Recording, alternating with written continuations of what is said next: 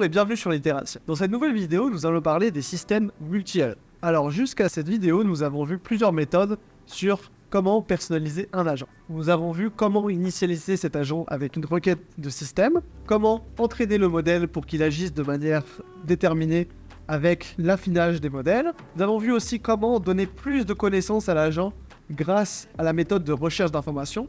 Maintenant, nous allons voir comment est-ce que l'on peut utiliser des systèmes multi-agents pour venir résoudre des tâches. Un exemple de système multi-agent, c'est ce papier que vous voyez ici, s'appelle Simulacra. Alors Simulacra, c'est un monde virtuel dans lequel ont été initialisés 25 agents de manière indépendante avec des requêtes de systèmes différentes.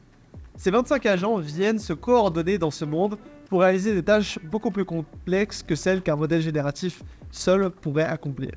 Par exemple, dans ce monde, un des personnages doit organiser sa fête d'anniversaire et on peut voir des comportements émerger entre les agents dans lesquels les agents viennent s'allouer des tâches entre eux pour venir organiser ensemble l'anniversaire de l'agent en question. Ainsi, ce qu'on peut voir émerger avec ce genre de recherche, c'est la capacité des modèles de langage d'interagir entre eux-mêmes en prenant des émulations différentes. Par exemple, sur une tâche très complexe, par exemple programmer un tel ou tel projet informatique, on pourrait penser à plusieurs rôles. Quelqu'un qui s'occuperait seulement du développement, quelqu'un qui s'occuperait de la gestion du projet, quelqu'un qui s'occuperait du contrôle qualité par exemple. Et grâce à ces modèles de langage, on pourrait venir émuler une version du modèle qui se concentrerait sur des tâches en particulier.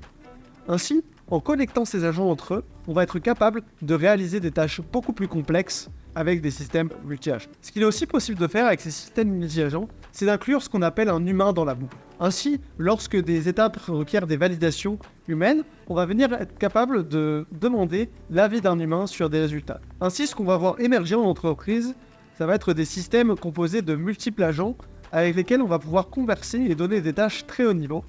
Les agents vont être capables de découper ces tâches en tâches beaucoup plus simples avec une hyper spécialisation de chaque agent. L'humain dans la boucle va venir donner de la rétroaction à ces modèles. C'est comme si vous allez être capable de parler à 100 ChatGPT à la fois. Merci de nous avoir suivis sur cette dernière vidéo de notre série sur les modèles de langage et comment les optimiser avec certaines méthodes.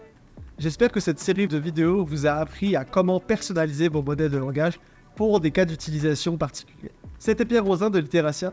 Je vous remercie et à la prochaine.